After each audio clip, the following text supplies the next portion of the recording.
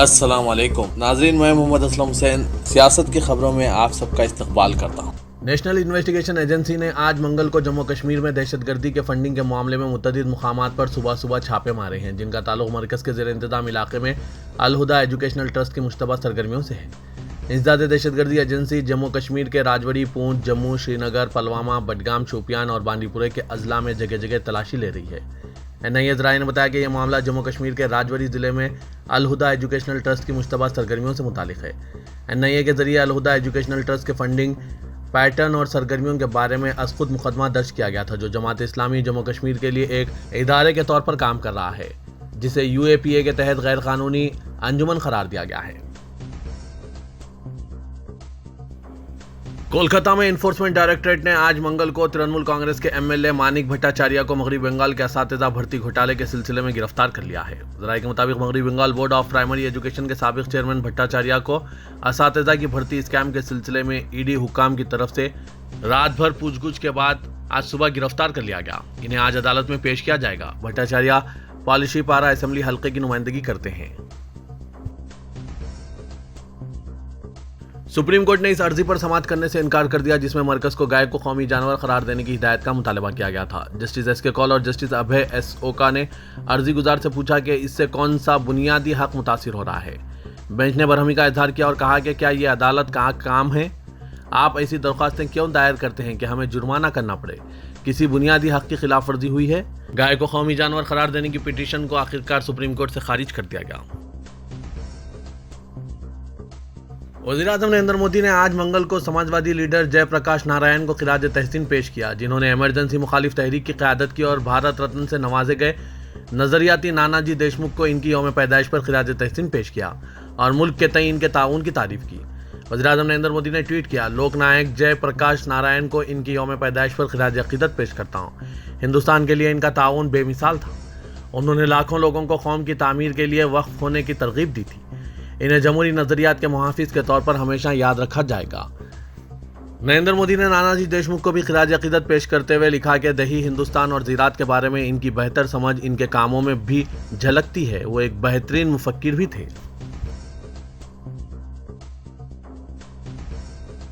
Samajwadi party के बानी सरपरस्त और उत्तर प्रदेश के साबिक वज़ीर आला मुलायम सिंह यादव की आज इनके आबाई गांव सैफई में आखिरी रसूमात अदा की जाएगी। इनकी लाश पीर की शाम अटावा जिले के सैफई गांव में लाई गई, जहां रियासत के कोने कोने से लोग अपने पसंदीदा नेताजी की आखिरी झलक देखने के लिए जमा हुए हैं। सुबह 10 बजे के करीब नेताजी की लाश को सैफई के एक पंडाल में रखा गया, ताकि आम लोग इनके आखिरी दर्शन कर सकें। मुलायम सिंह यादव की आखिरी रसूमात सरकारी एजाज के साथ आज दोपहर 3 बजे सैफई के शमशान घाट में होगी।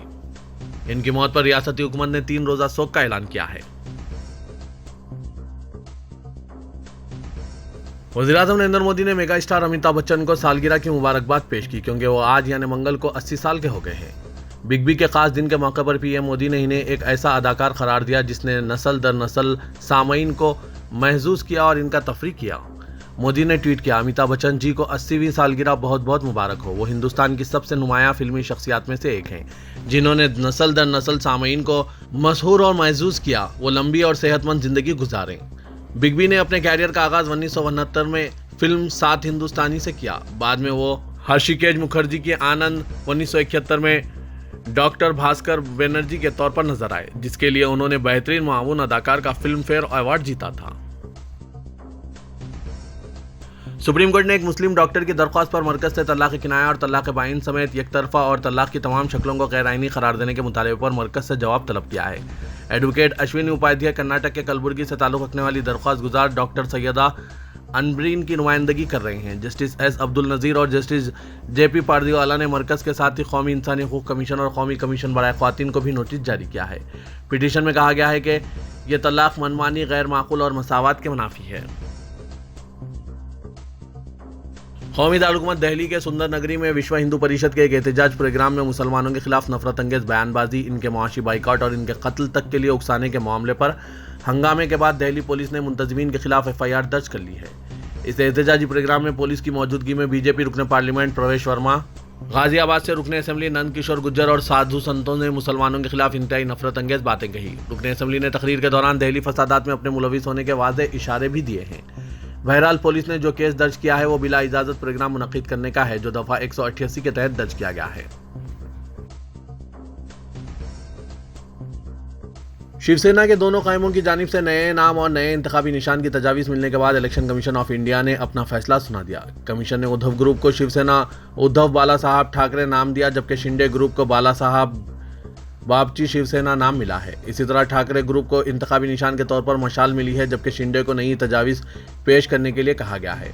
कमीशन ने गदा और त्रिशूल को बतौर इंतखाबी निशान देने से यह कहते हुए इनकार कर दिया कि ये मजहबी अलामतें हैं। वाज़ेह के उद्धव ठाकरे ग्रुप ने 3 नाम और 3 इंतखाबी निशान इतवार को ही कमीशन में पेश कर दिए थे, जबकि शिंदे ग्रुप ने पीर को नाम और निशान पेश किए।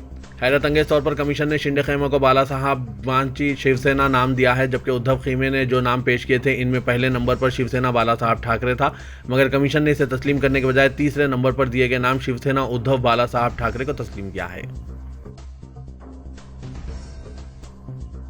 मस्जिद हरम और मस्जिद नबी सल्लल्लाहु अलैहि वसल्लम की जनरल प्रेसिडेंसी ने 24 घंटों के दौरान मस्जिद हरम में फराहम की जाने वाली नुमाया खिदमत से आगाही देते हुए कहा कि एक दिन में मस्जिद हरम में मुख्तलिफ ज़बानों में रहनुमाई की खिदमत से लगभग 42,000 अफराद ने फ़ायदा उठाया है।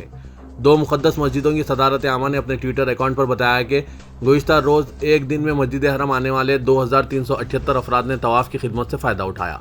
14,000 अफराद को डिजिटल आगाही दी गई। 93,500 को फील्ड में मालूमात फराहम की गई। 41,968 अफराद ने मुख्तलिफ ज़बानों में मालूमात हासिल करके अपने उमूर से आगाही हासिल की।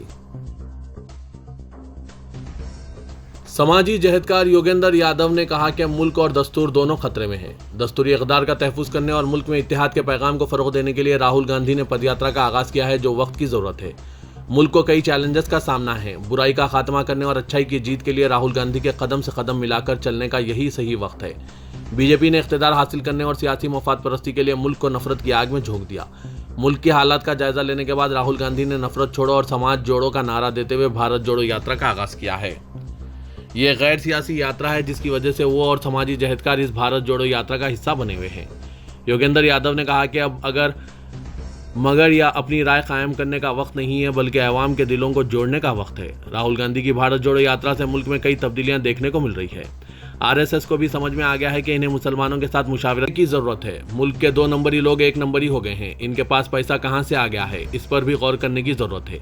शहर हैदराबाद के गांधी भवन में राहुल गांधी की भारत जोड़ो यात्रा का जायजा लेने के लिए समाजी जहदकारों, रजाकाराना तंजीमों, तलबा तंजीमों और दूसरी मुख्तलिफ तंजीमों का एक हंगामी इजलास मुनक्किद किया गया, जिसे खिताब करते हुए योगेंद्र यादव ने इन ख्यालात का इजहार किया।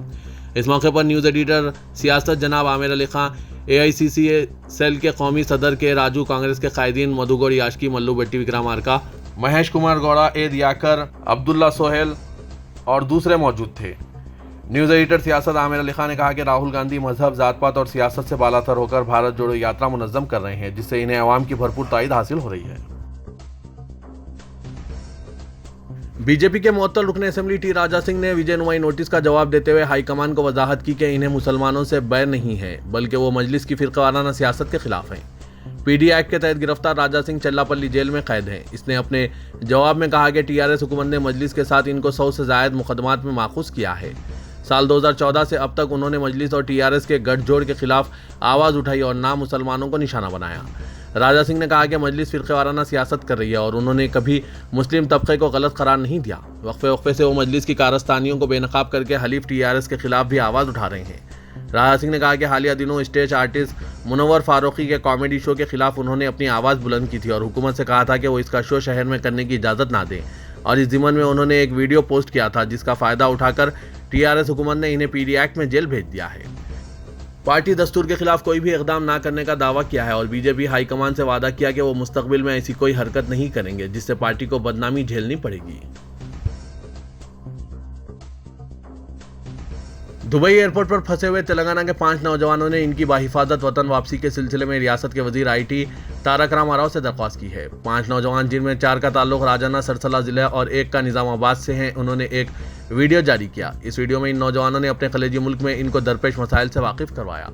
उन्होंने कहा कि दुबई की एक कंपनी ने राजाना, सरसला, वेमलवाड़ा और निज़ामाबाद में एजेंट्स के जरिए इंटरव्यू मुनक्किद किया। बादशाह इनको मुलाजमत के लिए दुबई ले जाया गया। इनसे मुलाजमत और तनख्वाहों के सिलसिले में एजेंट्स ने हिंदुस्तान में जो यकीन दहानी करवाई वो नहीं दी गई। इस मसले पर इनके बहस व तकरार कंपनी के नुमाइंदों से हो गई, जिस पर वहां पुलिस को तलब करते हुए हालत नशे में होने का इल्जाम लगाते हुए इनके खिलाफ मामला दर्ज करवा दिया गया।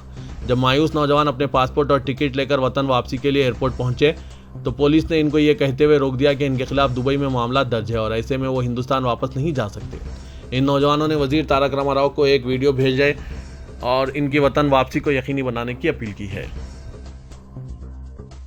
रुकने पार्लियामेंट हैदराबाद असदुद्दीन अवैसी ने कहा कि बीजेपी के पास पेश करने के लिए कुछ नहीं है, इसलिए वो हिंदू और मुसलमानों के दरमियान तनाव पैदा करके फिरका परस्ती का माहौल बनाना चाहती है ताकि इससे सियासी फायदा उठाया जा सके।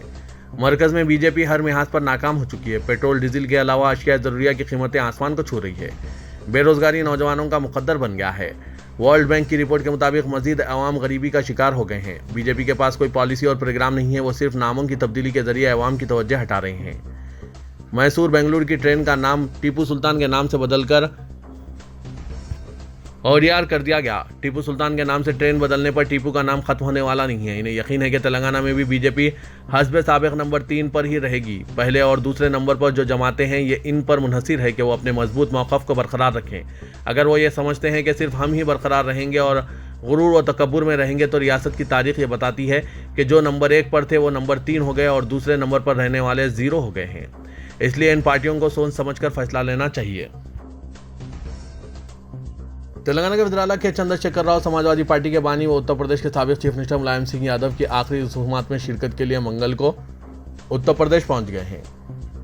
चंद्रशेखर राव मंगल की दोपहर उत्तर प्रदेश के इटावा जिले में वाक़ मुलायम सिंह यादव के आबाई गांव सेफियाई पहुंचे, जहां वो इनको खिराज पेश करने के बाद आखिरी रसूमात में शिरकत करेंगे। इसी दौरान चंद्रशेखर राव ने मुलायम सिंह यादव को भरपूर खिराज अक़ीदत पेश किया। उन्होंने अपने ताज़ियती पैगाम में याद दहानी करवाते हुए कहा कि मुलायम सिंह यादव ने मशहूर सोशलिस्ट राम मनोहर लोहिया और मुजाहिद आज़ादी राज नारायण से हौसला पाकर सियासत में कदम रखा था। मुलायम सिंह यादव ने मरकजी वजीर के अलावा मुल्क की सबसे बड़ी रियासत उत्तर प्रदेश के चीफ मिनिस्टर के तौर पर 3 मियादों तक खिदमत अंजाम दी है।